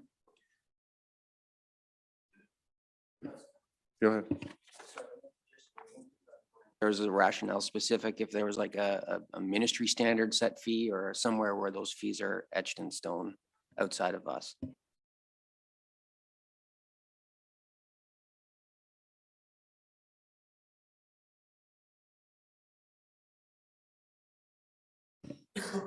Anything to add? No, just through your worship, entrance permits, for example, are always set individually by the municipality. They're different in every municipality depending on what's required. So those, we can definitely go back and look at those fees. Councillor Martin, I haven't really had a chance to meet with John yet. So we're unaware, but we can definitely go back and talk about those fees, the public works fees. Thank you. So council, if we're not satisfied with what we see in front of us, there, you do have the option to refer this to the next council meeting, and maybe some of those answers will be able to be answered. Some of the questions will be answered. Just refer to the next council meeting, if you so choose. But if not, let's move on. Anything further from members of council then? Then I do have the resolution that I read earlier. The Township of Mapleton Council received the report proposed regarding the proposed fees and charges 2023. If there's nothing further, I'll call the questions. All those in favor of the proposed fees and charges 2023? That's carried. Thank you for the discussion.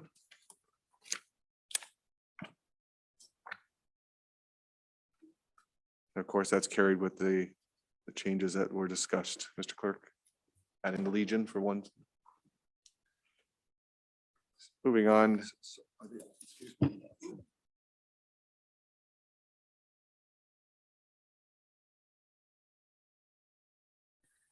Thank you.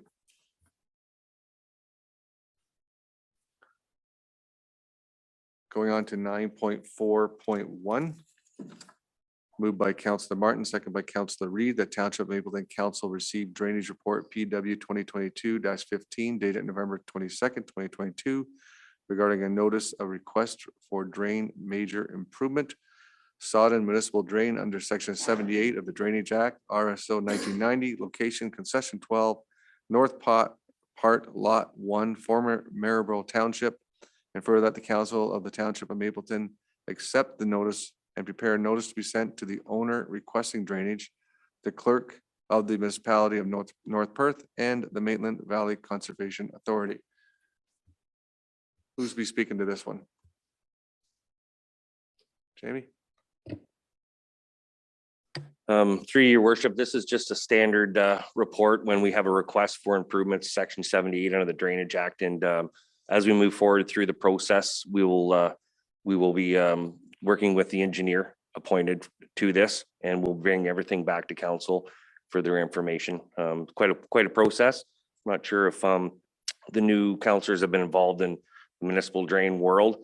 There's lots of quarter revisions, lots of meetings, and you're probably going to see lots of these reports coming through. So Ruth creates most of these reports, and she looks after most of the drainage in Mapleton along with Jim. And Burnside is our drainage superintendent. So, yeah. So questions then on this report?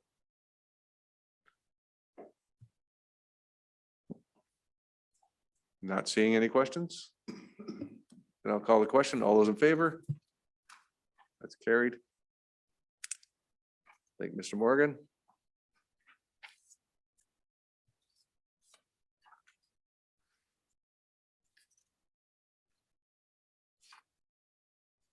And next we have item 11.1. Actually, no, we'll get to approval. Hang on, Mr. Clerk.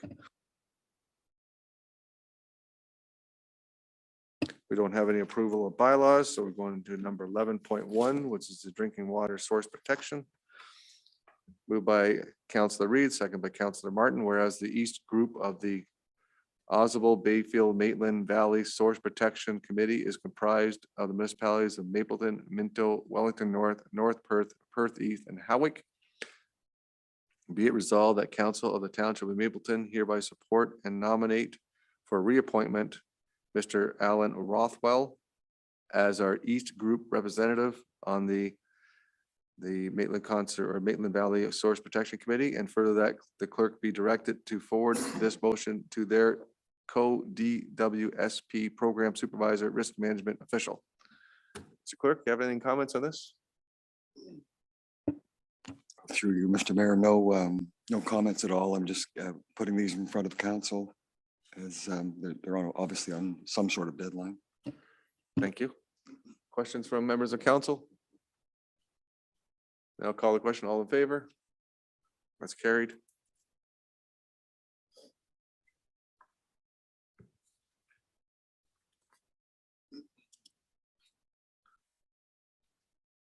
11.2. We do have a change here, though it's in the agenda. This is moved by Councillor Reed, seconded by Councillor Martin. The Township of Mapleton Council defer appointing a representative of the townships of Mapleton and Wellington North on the Grand River Conservation Authority Board until Mapleton Council's meeting on December 13th, which will allow Mayor Davidson an opportunity to confer with Mayor Lennox regarding an agreeable and cooperative path forward. Just for council's information, we were in the agenda was Mr. Bruce Whale, who we appointed for the last 4-year term. Mr. Whale has discussed this and is not going to move forward. So we now need to find another person to move on to that, the GRCA. So I've had discussions with Mayor Lennox, CEOs have had discussions, and once we find an appropriate person, we'll bring that to council at next council meeting. Any questions there? All in favor then? That's carried.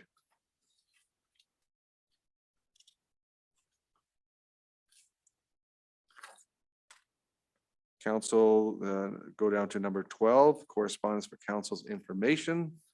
There are a number of items there. Anybody wish to discuss any of those 5? Councillor Ottens? Yes, thank you through you, Mayor. 12.1, the planning report about Bill 23. It's a lot of changes there, and I just wondered what, if at all, if Mapleton is affected by these changes. I assume this would be directed to this direction here. It's going over in that direction. They can fight it out who's going to answer it. Yes.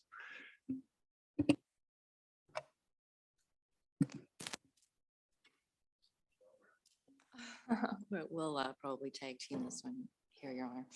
Your Honor, good Lord. Sorry. Your Worship. To you, Councillor Martin, the changes affect all of Ontario. The Planning Act is just one of 10, so I can't possibly speak to all of them. In fact, I can't necessarily speak very eloquently about the ones for the Planning Act. It was before legislation again yesterday through scrutiny, and more changes were brought forward. We are planning to bring a report back to council, but that will also require input from a lot of our other departments. Some of the biggest ones are going to be the Development Charges Act. And we are also looking to bring in some outside experts because we are also in the middle of doing our development charge study. And so not that it's put a halt to it, but it's definitely put a bit of a wrinkle in it. They're even looking at going back and things that are already in progress being allowed to have development charges reduced. There are definitions for what is going to be affordable, what's going to be attainable, and they're not clear. And who's going to manage that, who's going to monitor that.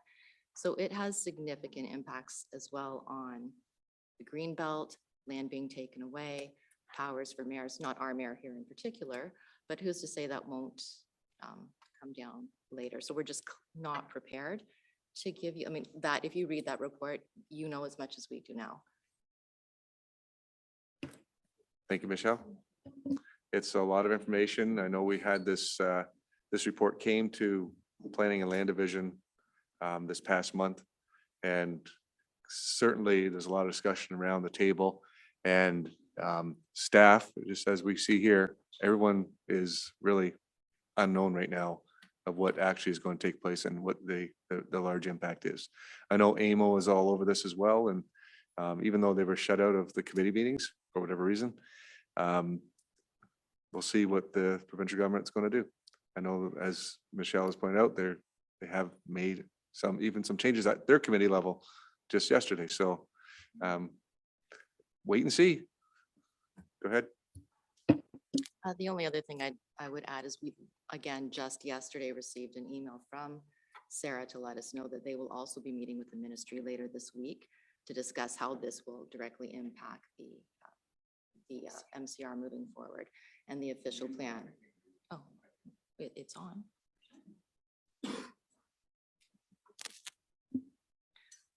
So we've also reached out to the county too, because in that report, you'll notice there are several deadlines for opportunities to comment back. So we've offered to say we would like to be a part of whatever the county is putting forward to have our input. But I've not received a response back, and they're probably waiting to see what happens after this week when they meet to see how it's going to impact them directly. But there's huge pushback to try and stall. But if the most recent events are any indication, this is going to continue to get pushed through. It's not unlike, I think back to what was it, when we thought the sky was falling when all the roads and things were downloaded to the local municipalities. It has a very similar feel to me, and in terms of what this is going to cost us, but no longer are we under a regime where growth is going to pay for growth.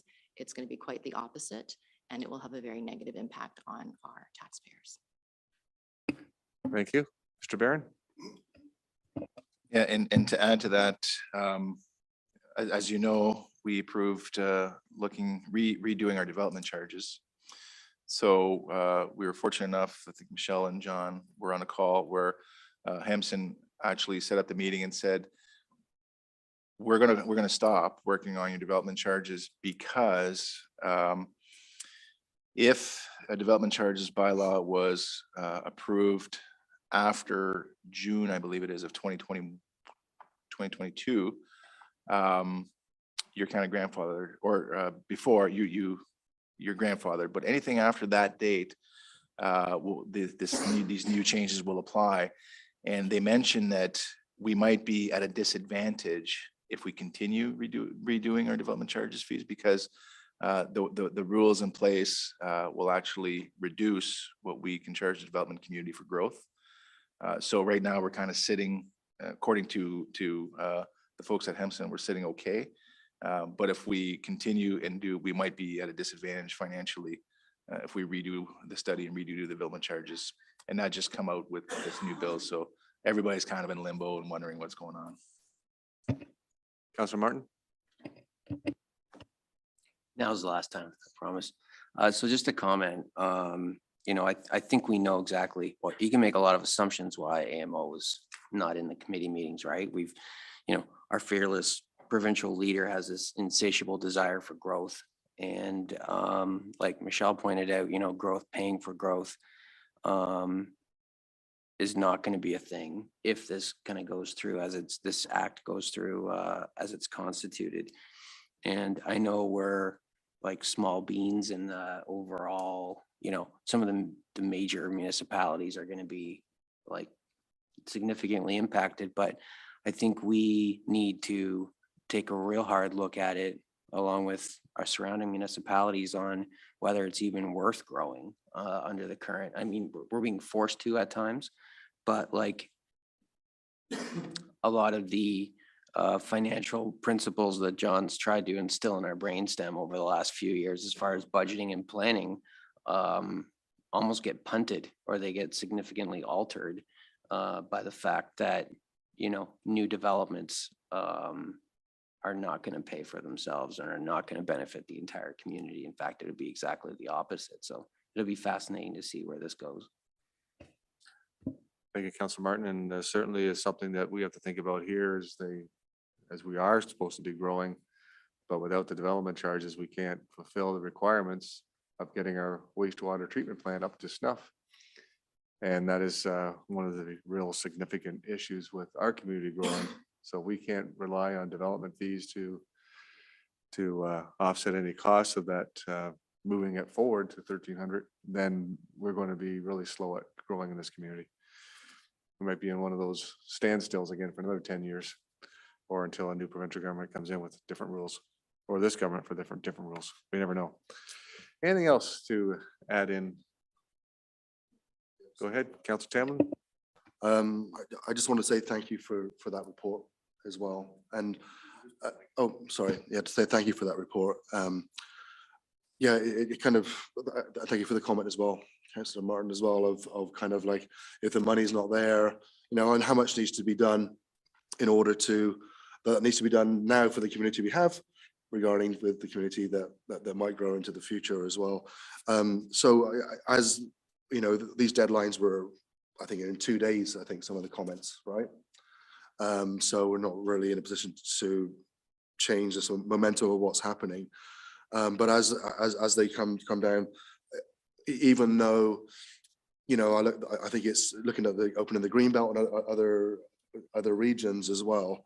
As a council, how can we support and advocate for the concerns for the planning department that are brought up? I mean, because many of them are environmental as well, as far as I think you put it, removing meaningful public participation and consultation, reduced protection of the natural heritage systems and features, which affect public health, safety, and climate change objectives. Reduction of the role of the conservation authorities in the development kind of overseeing as well. Yeah, and also question the long-standing regional planning framework. So it does affect us all, even though, you know, we see Ontario as a whole. So I'll be interested to see how, as a council, we can have our voice heard or support that. Thank you. Yeah, it's one of those, you know, we as a council can put motions on the floor, and we can actually send letters to the appropriate ministry and to the premier himself. Whether they will adhere to all those, it doesn't look like this provincial government is going to listen. If they're not even going to listen to the Association of Municipalities of Ontario, who are supposed to represent all of Ontario municipalities. So we can certainly, you know, I will certainly, if council wants, I can send a letter on behalf of council to the premier and to the minister and see where that goes. But that's about as much as we can do. Unless Mr. Barron, you have any other ideas? Through your worship, no, I think you've outlined exactly what needs to be done in the process. So if council wishes, we'll draft a letter and send it off. Is that what council would wish that happens? I see yes. Okay. Then if Ms. Brown, if you can help with writing this letter from the municipality to the premier and to the appropriate ministers. Thank you. Anything else in this section here, section 12, you want to discuss?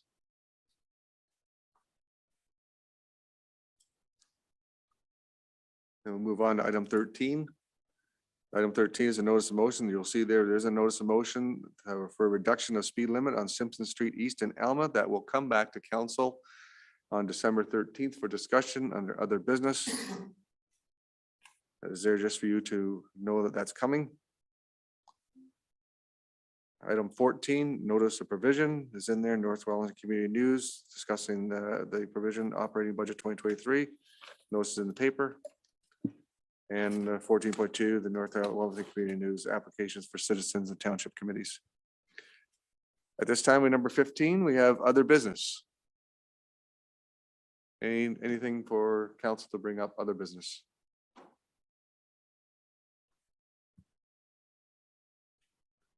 Seeing none, we do not have any closed session today. So we do have item 17, which is a confirmatory bylaw moved by Councillor Reed, second by Councillor Martin. That bylaw number 2022-061 being a bylaw to confirm all actions and proceedings of the council of the corporation of the township of Mapleton be hereby read a first, second, and third time, signed by the mayor and clerk and sealed with a corporate seal. All in favor? That's carried. We are adjourned. Thank you all.